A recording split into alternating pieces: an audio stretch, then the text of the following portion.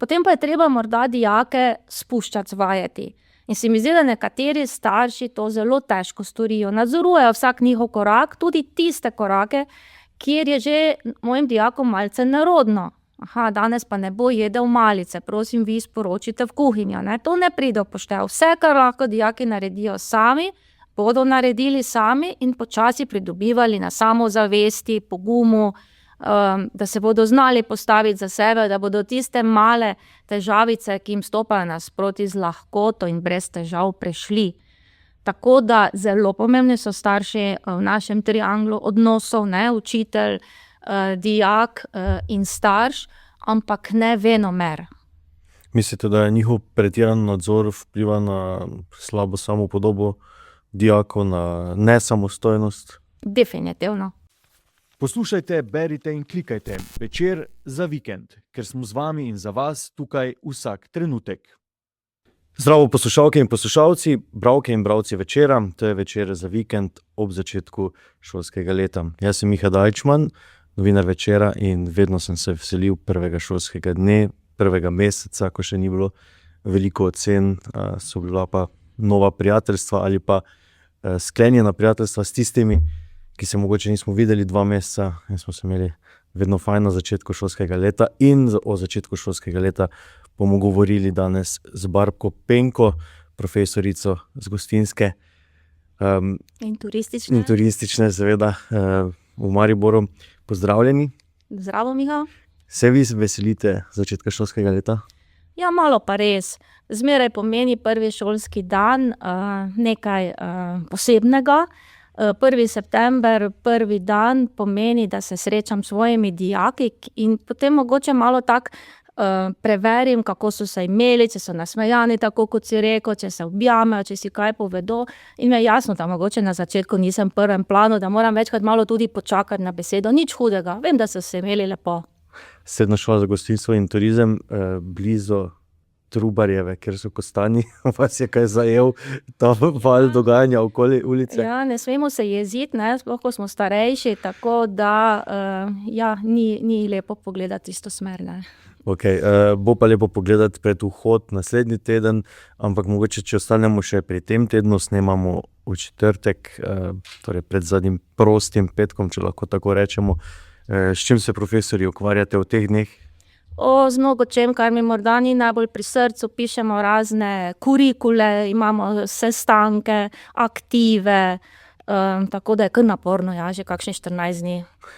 Zgodaj zjutraj smo se srečali, pa preden ste prišli v naše prostore, ste tukaj govorili z eno od bivših dijakinj. So pogosto ta srečanja, videl sem kar tak nasmeh na tako vašem obrazu kot na njenem.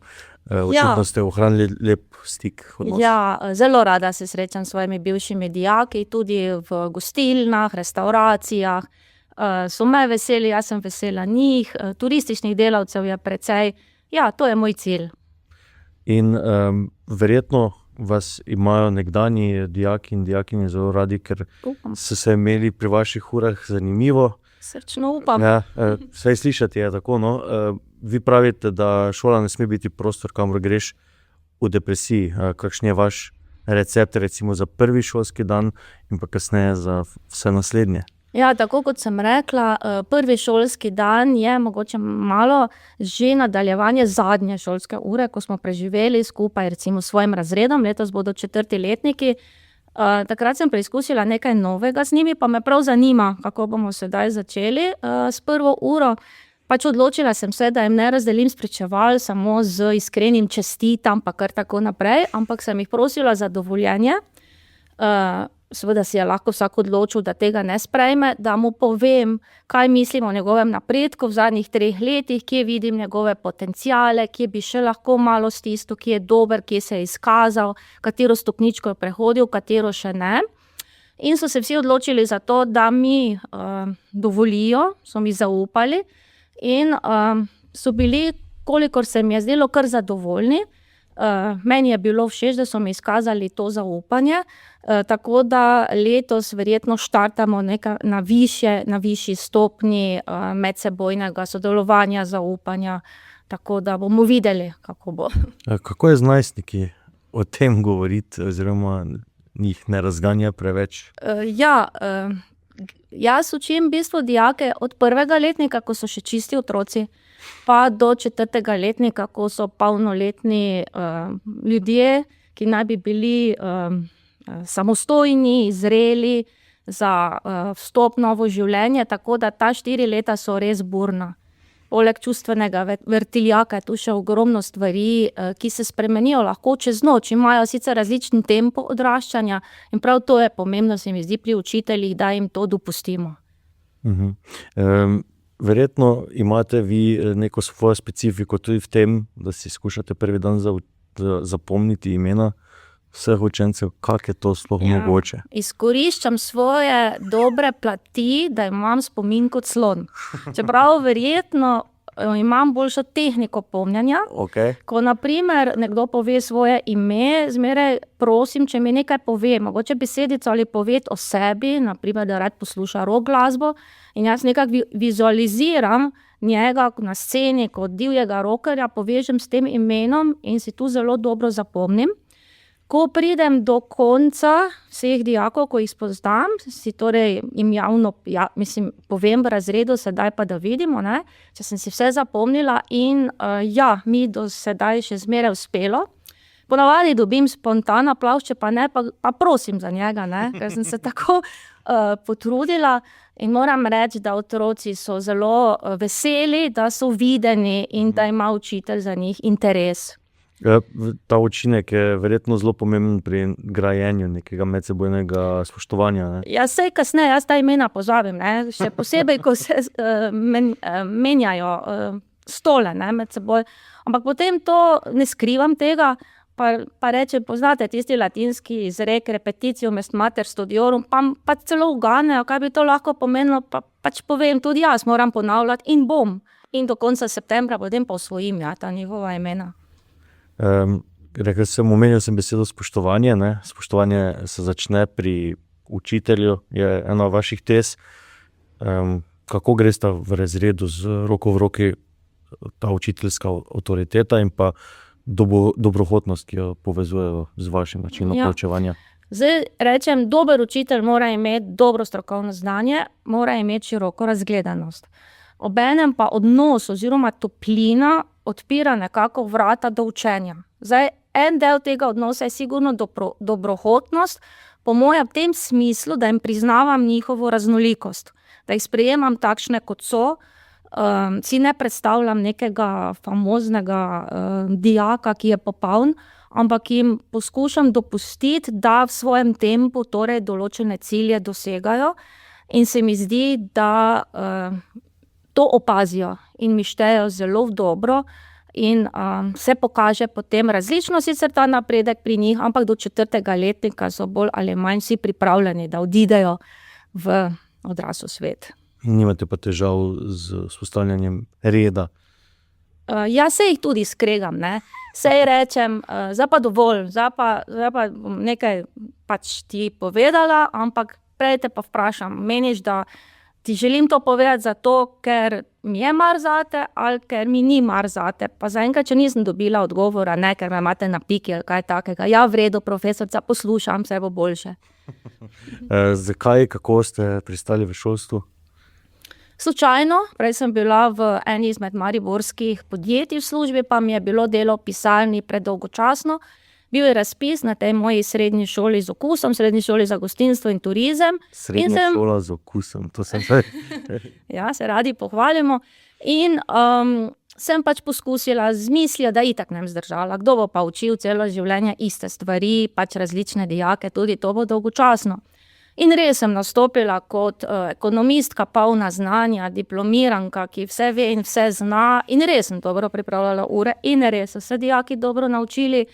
Ampak nekako je postalo vse skupaj dolgočasno, bilo jim je tudi vseeno, če pridem v razred ali ne, vse so si pridno zapisovali takrat, vsi so imeli kulice, svinčnike, zvezke, bil je popoln mir, nobenega problema z avtoriteto, z tišino v razredu, ampak ni bilo pa nekega žara v očeh. Potem pa tistem času, mislim, da ravno smo prebirali knjigo Stephena Hawkinga, Kratka zgodovina časa, mislim, da je naslov. Pa sem si mislila, če on lahko to vesolje nam ne ukim, bralcem razlaga na tako zanimiv način, bom pa še jaz ekonomijo, ki jo dejansko živimo. Tako se je začelo, da vpletam zgodbe, dogodke, dogajanja iz preteklosti, iz sedanjosti v svoje ure in že kar pričakujejo takšne ure. Mogoče samo za razjasnitev, katere ure točno oziroma katere predmete se poučujete? Ja, jaz sem torej ekonomist, poučujem strokovne, teoretične predmete oziroma module z področja gostinstva in turizma, pa kakšen wellness še pride zraven, kongresni turizem in podobne stvari. Znani ste po teh inovativnih pristopih za escape room oziroma escape town, me zanima, kako ste to upeljali, zakaj točno gre? Ker mi postane dolg čas, ne, in si zmeraj nekaj izmišljujem. Dobro. In tudi se kdaj porodi misel kar tako na sprehodu in poskušam udejanjiti. In potem me zajame in ne morem nehati.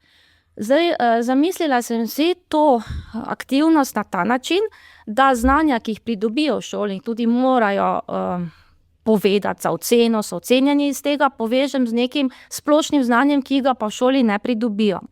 Tako sem torej različna znanja različnih predmetov povezala z ugankami, izzivi, vprašanji in poslala, razdelila najprej dijake v skupine po 4 in jim torej s pomočjo teh ugank jih poslala v samo mesto Maribor, da so našli določeno turistično znamenitost, kulturno in tako dalje, o čemer so se v šoli učili. Na primer, so prišli do Poštne ulice po mojih navodilih in potem recimo to, kar sem pa dodala, je poišči na primer lokal, ki nosi ime po znani francoski šansonjerki Edith, in se slikaj pred tem lokalom, da dokažejo, da so ga res našli.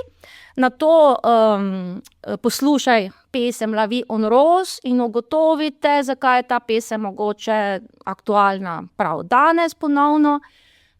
Ugotovite še morda, kdo je znan slovenski šansonjer, poiščite pesem, ki jo skupaj s sošolci poslušamo v razredu in podobno. Tako da potem tu razširjajo to svoje strokovno znanje na širšo razgledanost, kajti zdi se mi, da dober turistični delavec mora poznati ogromno z področja geografije, zgodovine, kulture, umetnosti, športa, glasbe, ekonomije, tako da jim povem, kako je to pomembno. Dobite občutek, da se opravičujem, učenci cenijo ta vaš trud po neki inovativnosti, drugačnosti. Se naučijo, kdo je Edith Piaf, ko grejo tja, brez da bi spili kavo? Ja, verjetno, morda se pa še kdaj vrnejo, tja, da spijejo kavo, pa poskusijo. Vse teh točk imamo ogromno v mestu z različnimi nalogami, cenijo, in oni to jemljejo kot igro. Rečejo, kdaj se bomo zopet igrali. Tako da se mogoče učijo skozi igro, pa jim je to bolj prisrčno in zanimivo. Z dijakinjami ste zasnovali turistični produkt Dekliščina brez drame. Še malo o tem mogoče? Ja, smo si zamislili takšno raziskovalno nalogo, kajti vem, da današnja Z-generacija ima internet, ekrane v DNA. Pa me je zanimalo, če bi jim to bilo sploh zanimivo. In so bile navdušene. Tako da smo si zamislili torej takšno dekliščino v enem termah, recimo v nekem mirnem okolju, in jim je bilo pač zanimivo iskati takšne aktivnosti, ki bi jih neki mirnosti, tišini, predanosti drugi povezale. Tako da smo kar dobro zastopali s to svojo raziskovalno nalogo našo šolo na tekmovanju Veltek na Višji šoli za gostinstvo in turizem Maribor. Mislim, to idejo bi lahko patentirali, ker zdaj vidimo, teh dekliščin je veliko, pa mnoge se končajo z dramami. Ampak kaj je naslednja ideja, naslednji projekt, kaj ste pripravili za to šolsko leto? Ja, še bomo videli, kakšno temo nam bodo poslali za višje šole. Vsekakor se bo našlo kaj zanimivega. Moram se pogovoriti z dijaki, ne rada jim vsiljujem svoje ideje in misli. Morda je meni, moram tudi reči, večkrat kaj zelo zanimivo, da ne govorim smešno. Oni pa rečejo, profesorica, to ni v redu, to ni za nas. Tako da počakam. Teda lahko hitro, tudi jaz uporabo besedo, ki je za mlajše od moje generacije, cringe, da je Okay. Malo neprijetno na koncu, ampak ja, hkrati ste pa tudi profesori različnih šol prisiljeni iti korak s časom, ne? Vi se tega kar v redu lotevate. Kako vam je TikTok? Ja, jaz sem verjetno res nekaj posebnega glede tega, to pa res, ja, ker nimam niti Facebooka, ne. In sem si nekako, mi je postalo jasno, ne, da če hočem zgraditi mozog njihovega življenja, jih moram spoznati v tistem delu, ki jih tako prevzame, ne. Zato sem jaz predlagala, ja, ravnatelju takratnemu, če bi začeli s šolskim TikTokom. Danes sem le še statist, tudi kakšno idejo dam, redko kdaj je upoštevana. Je pa res, da dam tisto zeleno luč kot policaj, ja, to damo lahko v javnost, tega ne smemo. Bolj seveda prikazujemo naše strokovne teme, kaj počnemo v šoli, promocijske stvari, ampak ja, pomembno je, da znajo nastopati, se izražati in da pri tem uživajo. Ja. TikTok in uživanje. Zanimivo, kaj pa umetna inteligenca, koliko je kaj prisotna pri vaši pripravi in mogoče pri spremljanju procesa učenja vaših dijakov? Brez nje ne gre, ne. Umetna inteligenca je danes tu, za tisto, ki se uči, da je ni, je neumno, tako da seveda je pri mojih pripravah, je pri njihovem delu. Morda jih res zmeraj opozorim, da pasivna uporaba umetne inteligence je zelo nevarna, da je treba umetno inteligenco uporabljati inteligentno. Mogoče naredimo tudi kakšno takšno vajo na začetku. Večkrat jo bomo pri pouku, na primer, da jim dam kakšen problem ali celo vprašanje, naj vprašajo, na primer chat, in potem preverimo, kaj mi je odgovoril chat, katere odgovore so sprejeli, katere ne in zakaj. Preverim vire informacij in pa jih vprašam, če so še katere druge vire informacij pri tem uporabili. Morda bi potrebovali prav trening uporabe umetne inteligence za naše dijake, tako da je umetna inteligenca prisotna, vendar je treba biti pazljiv, ker tako strašno prijazna, tako strašno prepričljiva in obenem pa ne nosi nobene odgovornosti, tako da se o tem ja veliko pogovarjamo. Ali bolj zaupajo dijaki in dijakinje umetni inteligenci ali čtivo, ki ga recimo priporoči šolski sistem? Verjetno v različnih trenutkih se poslužujejo različnih stvari, ne. Kar prehitro zaidejo na področje umetne inteligence, v mojem mišljenju. Dijaki imajo svoje starše. V kakšnem odnosu ste vi starši svojih dijakov? V dobrem odnosu. Okay.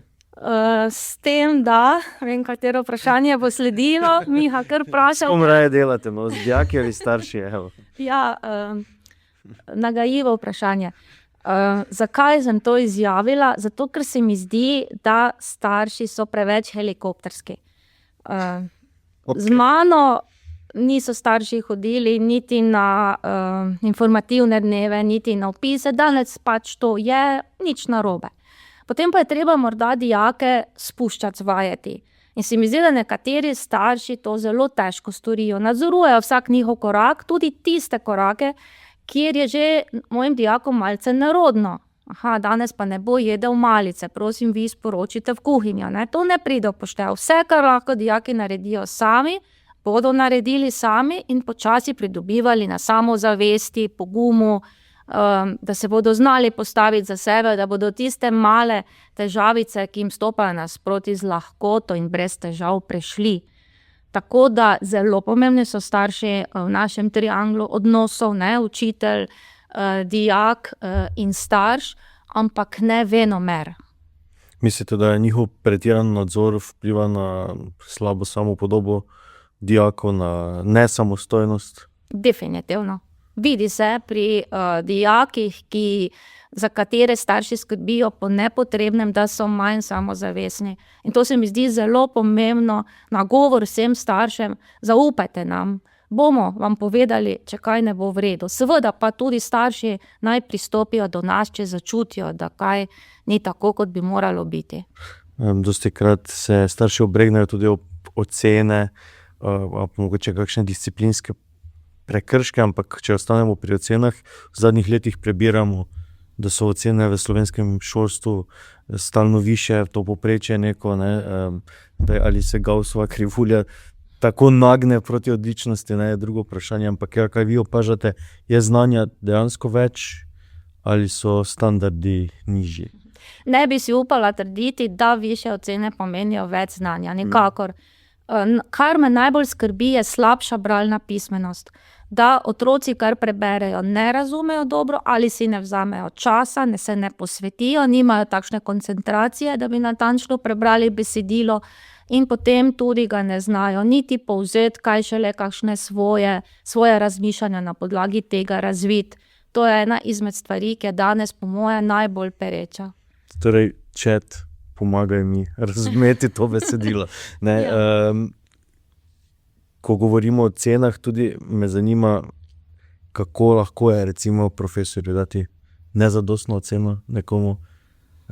Je takrat malo teže, se zatrese roka, oziroma to zdaj vse potrika elektronsko. Ja, vse je klik, ja. Zdaj govorim lahko o sebi. Ja. Zelo težko dam nezadostno oceno.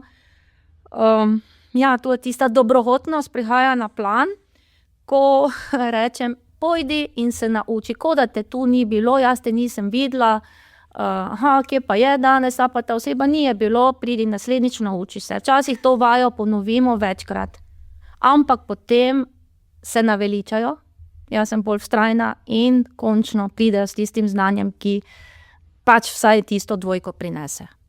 Ampak kako pa pridobi to znanje s pomočjo šolcev, sošolk, je tu kakšna spodbuda pa na svet tudi z vaše strani? Ja, jaz poskrbim, da imajo za vse moje predmete module, skripte. Okay. Ja, ki jih potem dopolnjujemo seveda pri urah, seveda pa tista skripta je dovolj, da se lahko samostojno v miru, ko pač ima čas in voljo, nauči, kar mu pač manjka. Prihajate z Srednje šole za gostinstvo in turizem Maribor, ta je znana po številnih dobrih tudi podjetniških projektih, oziroma dijaki od tam so kasneje, ali pa postajajo kasneje tudi mariborski podjetniki oziroma dobri kuharji in tako naprej. Kako vi prepoznate, recimo, da je nekdo, da ima dober potencial za dobrega podjetnika?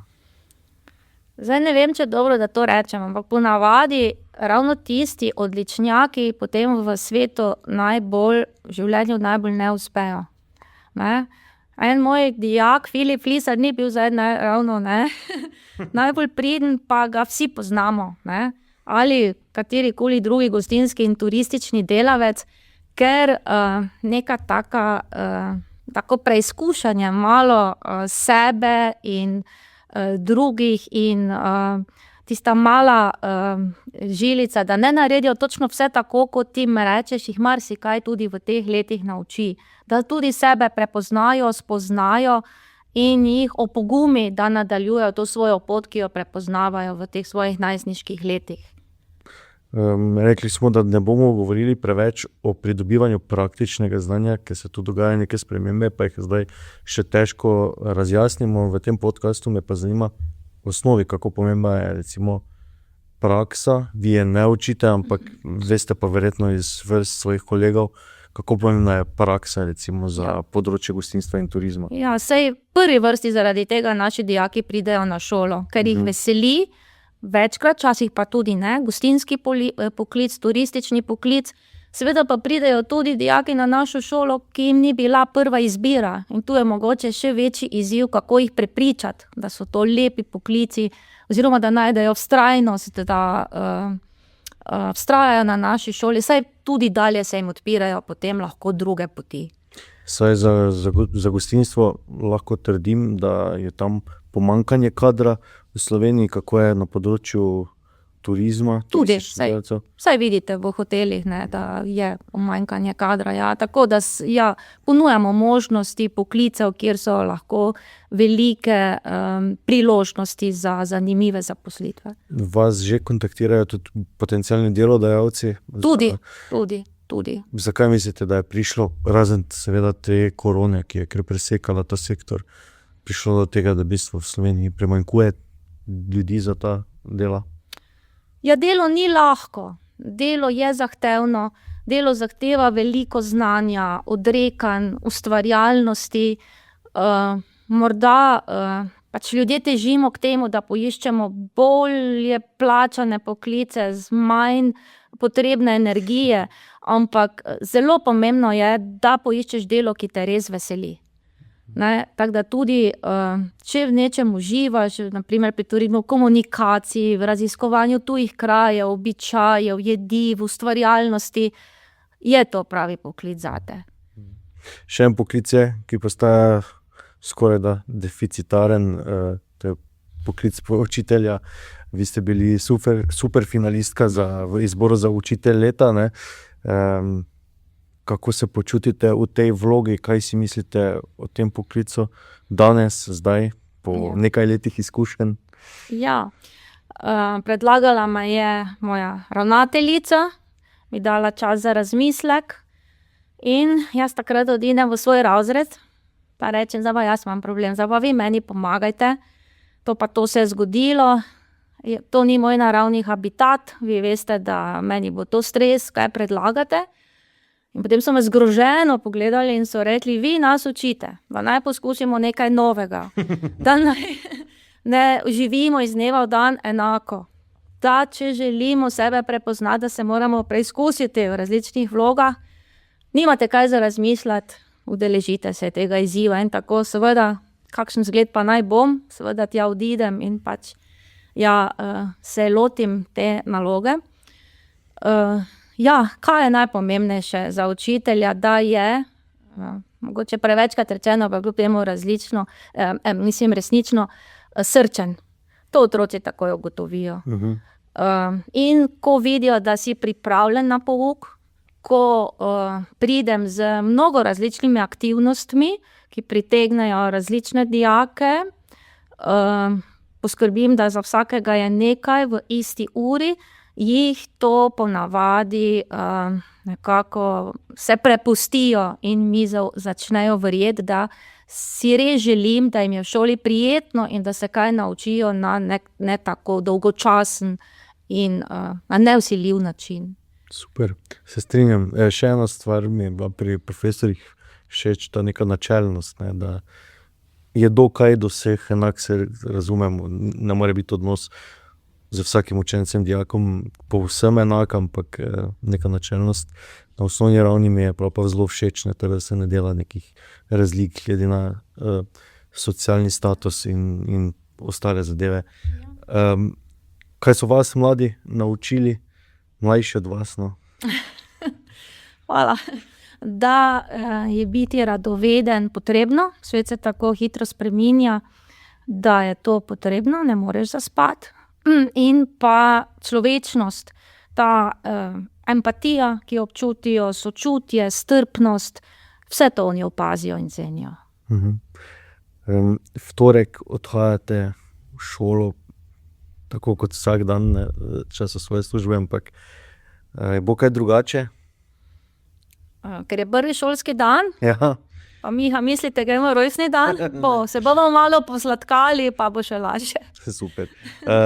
Kaj bi bilo vaše recimo sporočilo staršem, dijakom in kolegom učiteljem ob začetku novega šolskega leta? Ne delim rada nasvetov, da poudarjam, da so to zgolj moje misli. Okay. Mogoče dijakom, da 1+1 matematiki ne si zatisnejo ušesa, je 3.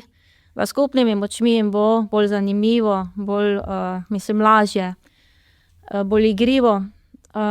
Staršem, mogoče tista prispodoba na pol polno oziroma pol prazno steklenico, pa tudi, če ni steklenica čisto polna, mogoče poiščite dobre plati, pustite, da otroci sami neke izzive, probleme rešijo, bodo napolnili mogoče tudi sami to steklenico brez vaše pomoči. Zdaj, kolegom, profesorjem pa bi rada nekako zaželela, da nas ne tretirajo naš učiteljski poklic kot poslanstvo, ne rada to slišim, ampak kot zahteven, odgovoren, strokoven poklic, ki zahteva veliko strokovnega znanja, veliko didaktičnega, pedagoškega znanja, z empatijo, z veščinami komunikacije. Tako da to si želim za nas. Kateri predmet ste imeli vi najraje v šoli? Ja, sem imela najraje filozofijo Okay. in pogrešam tudi ta znanja filozofije v srednjih šolah. Imate še mogoče zdaj za konec kakšen del uganke iz Escape Towna, da ga bi mogoče objavili tudi mi lahko? Pojdite na Ezel-Ek in se fotografirajte, kot da imate randevu. Okay. Dobro, bomo probali narediti to čim prej. Vam pa želim uspešno novo šolsko leto, da bodo upoštevali dijaki in dijakinje vaša navodila, da bodo starši čim manj del celega procesa. Vse dobro. Hvala vam. Hvala, Barb Karpenko. Torej, za gostovanje v Večeru za vikend sledijo še minute z vsebinami, ki jih prinašata Večer v nedeljo in Večer v soboto. Poslušajte, berite in klikajte Večer za vikend, ker smo z vami in za vas tukaj vsak trenutek. Zdravo, Večer v soboto, pred vrati je eksplozivna politična jesen, Janša želi utrditi oblast, opozicijo pa čaka popravni izpit. Slovenija se je po zamenjavi oblasti znašla na prelomu. Institucionalni konflikti in ideološka ofenziva zaznamujejo začetek novega mandata, jesen bo razkrila, kako močan je ljudski odpor proti Janševi vladi, analiza Mateja Grošlja. Danes imajo starši večje ambicije kot otroci, to pravi v intervjuju, ki ga je naredil Zoran Mijatović, Borut Besedić Čiro. Pred 23 leti je nekdanji košarkar Olimpije in Sateksa ustanovil klub za otroke brez športnih ambicij, danes so njegovi 14-letniki državni podprvaki. To jesen pa sledi nova prelomnica za klub, vstop v člansko konkurenco. Drevesa in zelene površine so komunalna infrastruktura, enako kot ceste, vodovod in kanalizacija, so v mestu potrebna in so življenjskega pomena za prebivalce, pravi dr. Maja Simoneti, krajinska arhitektka in avtoriteta za urbane politike, ko gre za zelene površine. Zakaj oblasti tako težko to prepoznajo?